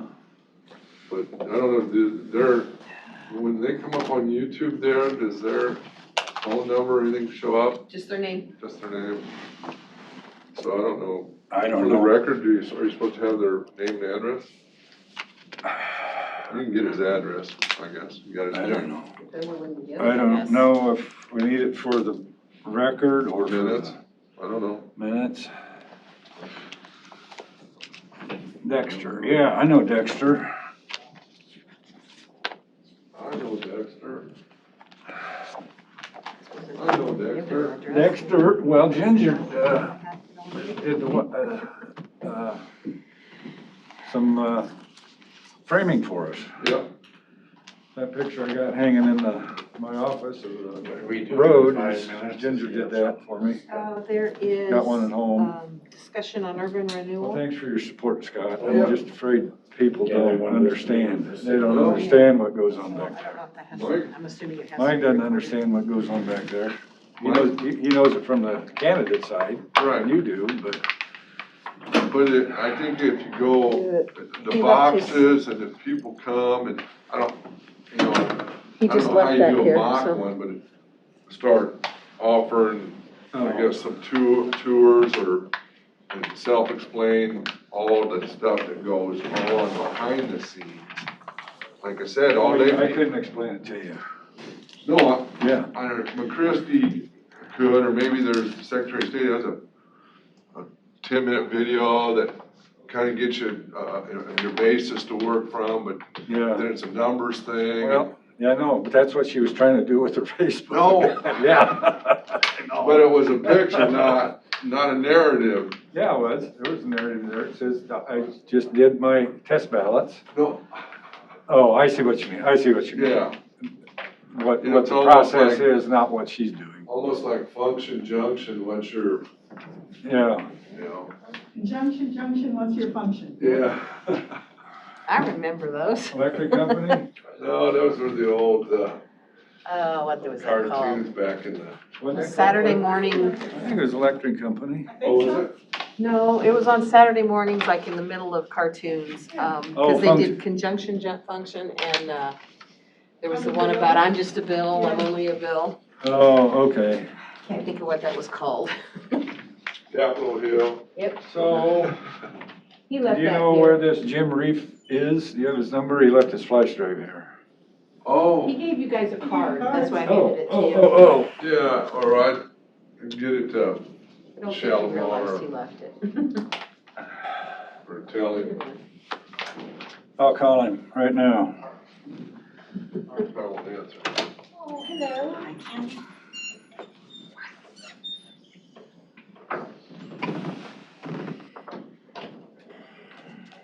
Okay.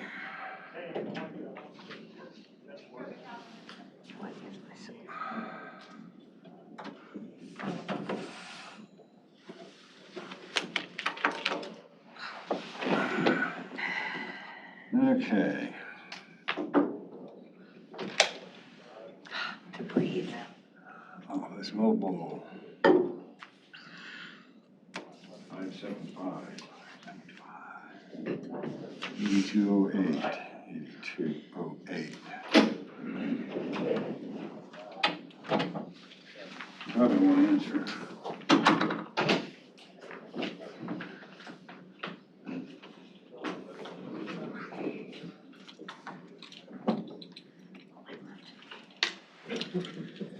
You lose something?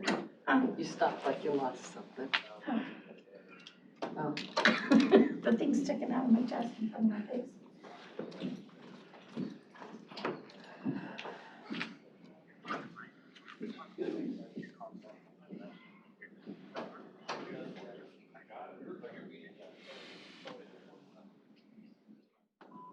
Jim, this is Melvin at the auditor's office, or as clerking the board meeting. You left your flash drive here. I will give it to Melissa, and whether you can work with Shalimar to get it back to you somehow. Anyway, I'm gonna leave it there at the Board of Supervisors office, receptionist, executive assistant. Thanks for the good presentation. Bye. Okay.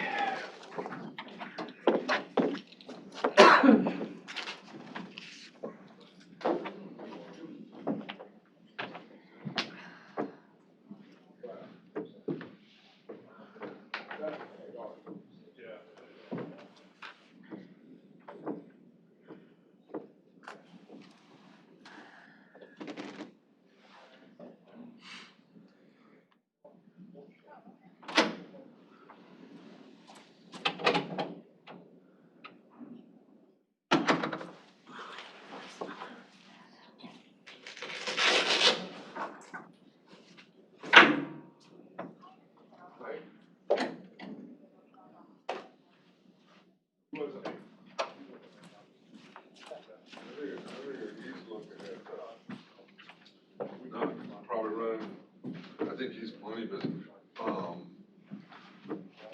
You want to yeah. Okay. Well, no, just real quick, we're gonna go here. I just think, no, go ahead.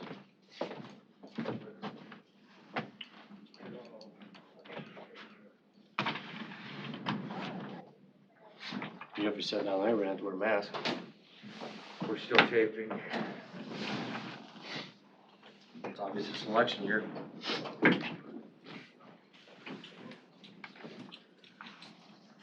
Yes, I do.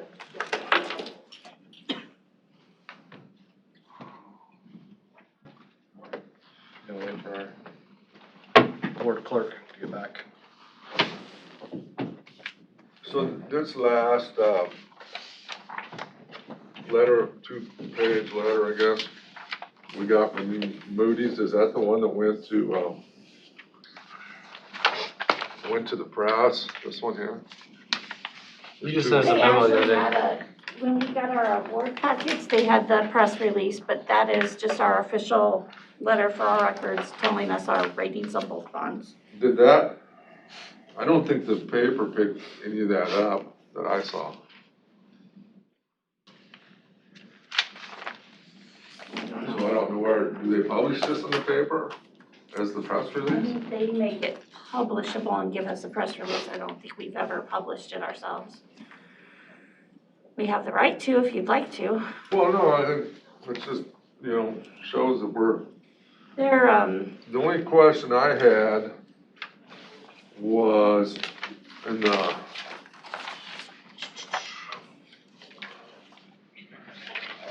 he talked about how it could, the only thing that could affect it is if our fund balances were to go down.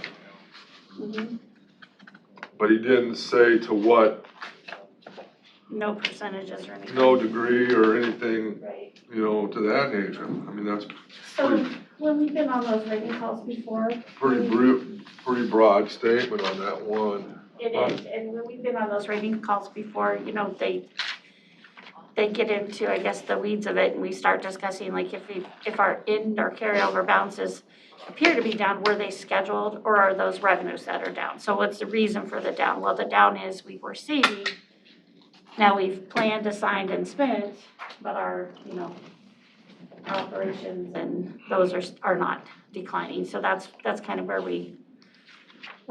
you're right, a broad statement makes it sound like we couldn't go down at all. I guess it depends on why, the reason for going down. Well, because I don't know if it's written or mandated that Jen, is Melvin standing out there? Yes, I'll grab it. we get to, what was it, 30% or something? It's, Is I that don't what know that that we've ever come across a mandate. There's the suggested? suggested.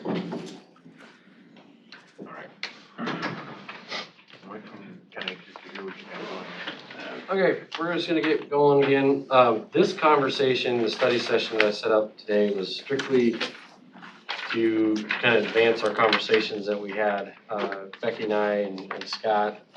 And then we had our attorneys from Hollers and Cooney on there.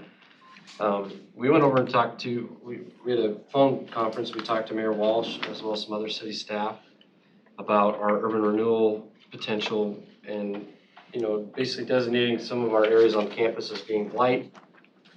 And then really we have some other steps we need to take to get something like a packet so we can go over and present it to city council. And so really what I wanted to do at this meeting was really just identify what still needs to be done and then make sure that we have a plan and a date, so that way I can get in touch with the city clerk and get us on the agenda so we can ask the city council for approval for this. So, and just so everyone's tracking, I mean, we've had conversations before about it, but pursuing this is gonna allow us, you know, potential to use our bonding power in a way that we haven't really used it before, but it's gonna allow us to free up some of our funds that we have already allocated towards other projects to be freed up that we can use for partnership opportunities with other entities, the city, whoever, as well as kind of keep our financial standing in really good shape. Now, if for some reason the city council doesn't move forward with this, you know, we're still fine. There's really no issue. It's just, this is an opportunity that you know, we're probably not gonna get very many opportunities like this, so if we can take advantage of it now, it's smart to do so, in my opinion, so. Is there a document you're working off of? Well, that's basically what I'm trying to.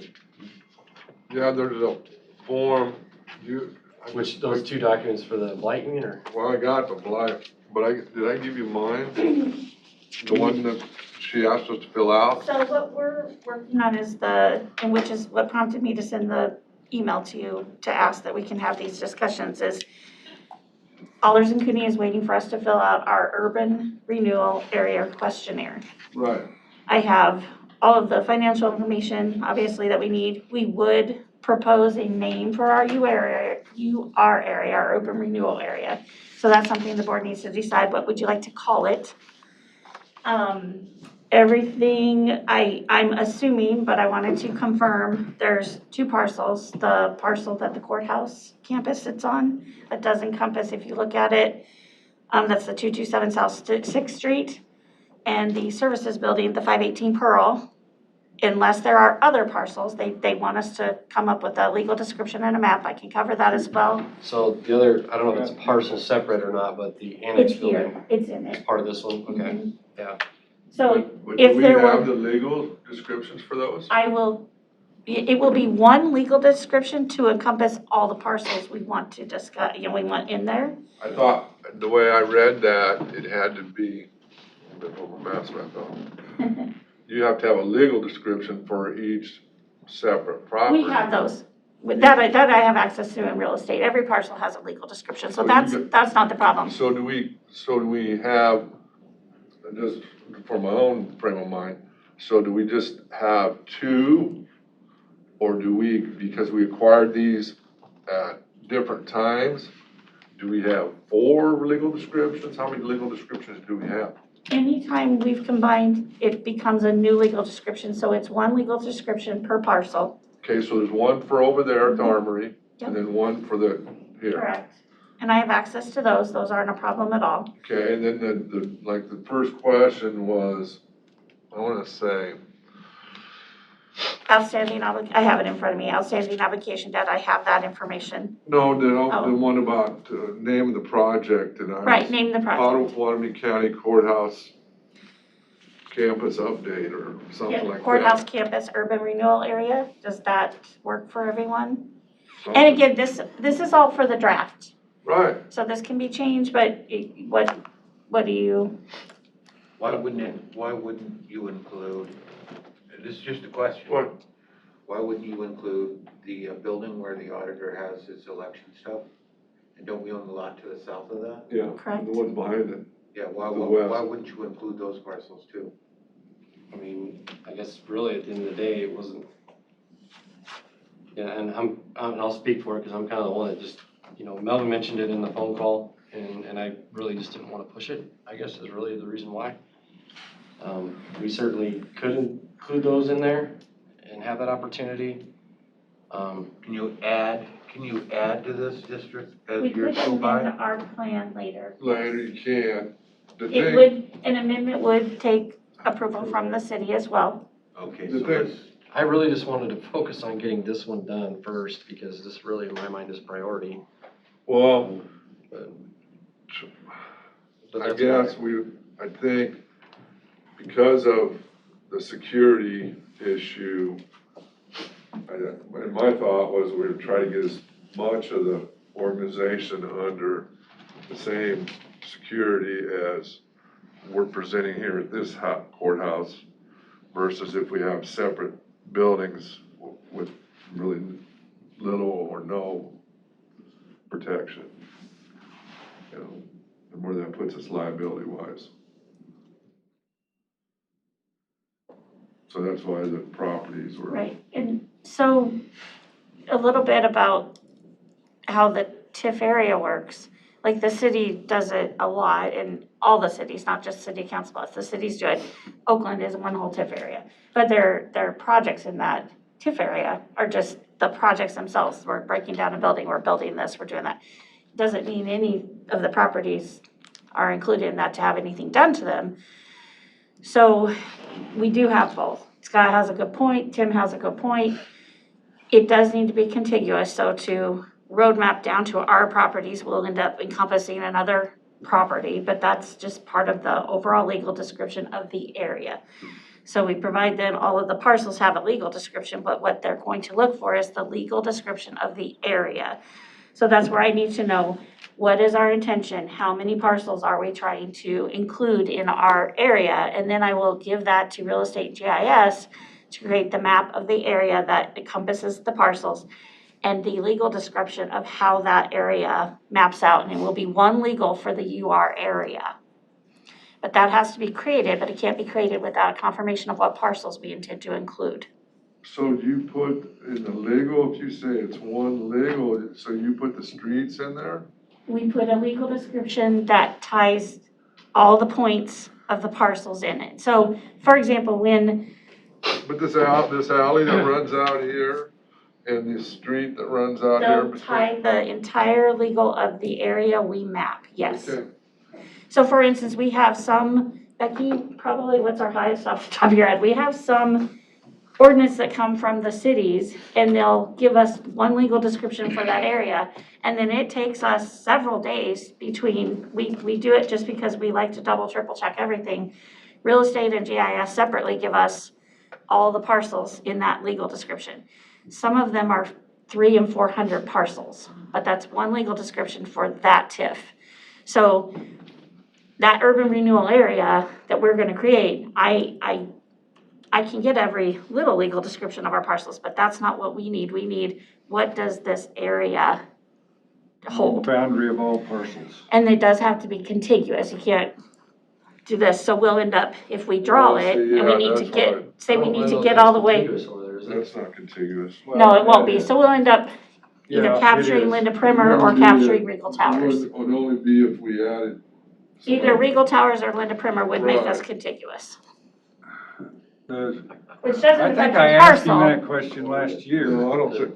let's Well, just- anyway, that's a let's just- legal we question, can but I thought he amend it said down the it. road. I mean, I don't know. I just brought it up. No, I understand. No, the city of Coralville went down Interstate 80 to grab something. Yeah, and And then the legislators went and changed all the rules after they did it.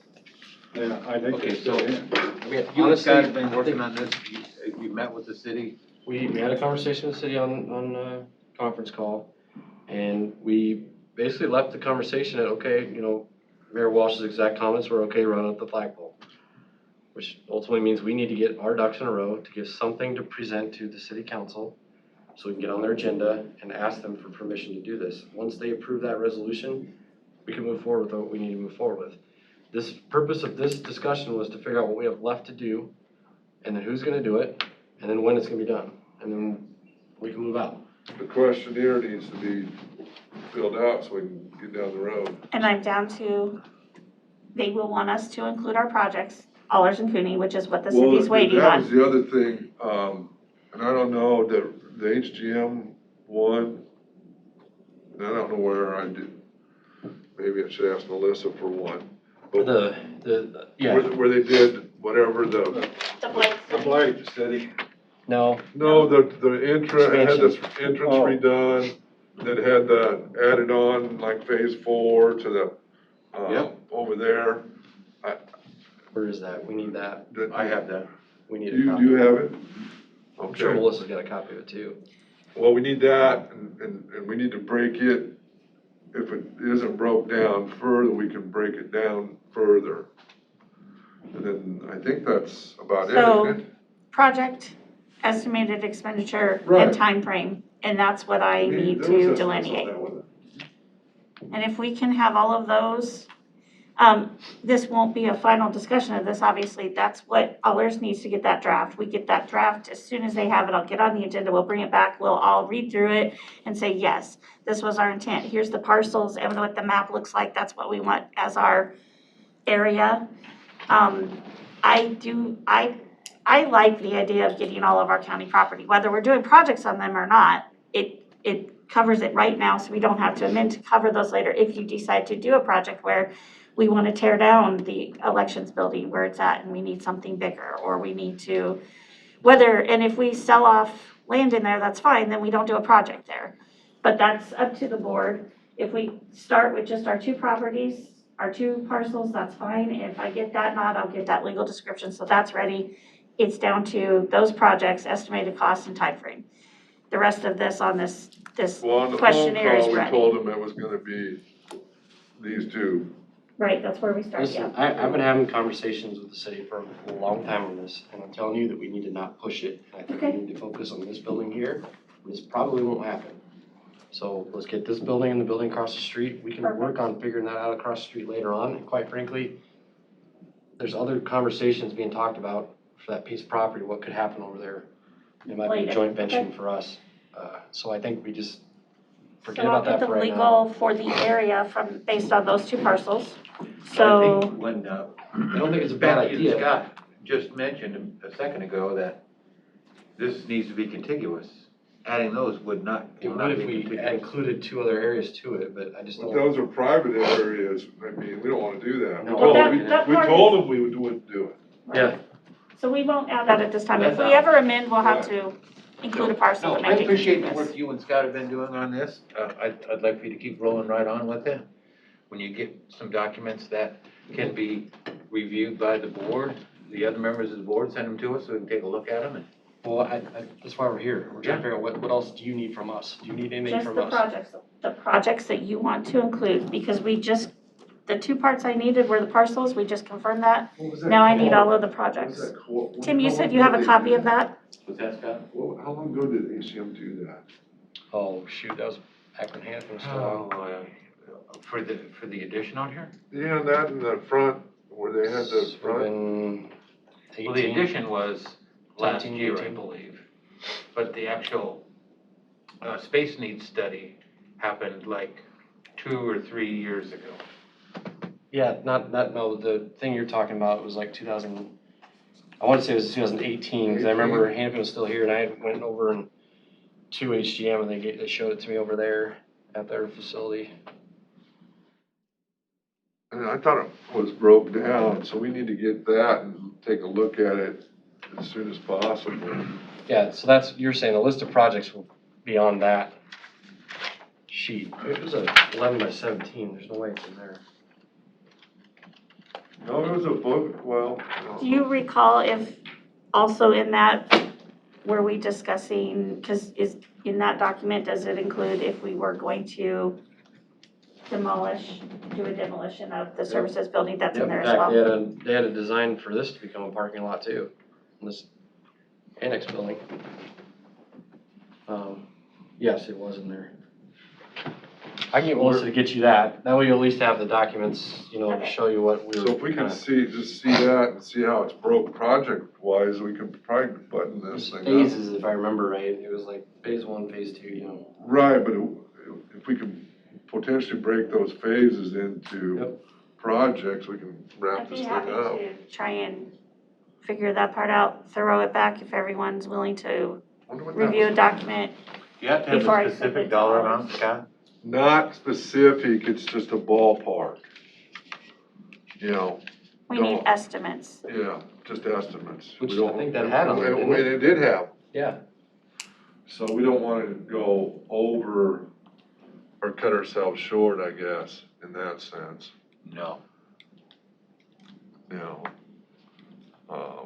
Okay, so get a document to you, get that document from HGM to you. What else? Everything else I have already answered on my version. I am just What waiting. was our, the two questions, our debt limit and, God, I must give that to you, I think. All you gave me On was- that question, what is it, question 4? Our capacity or what? Our constitutional debt limit, Yes. let me find it. This is my hand scratch one. One sec.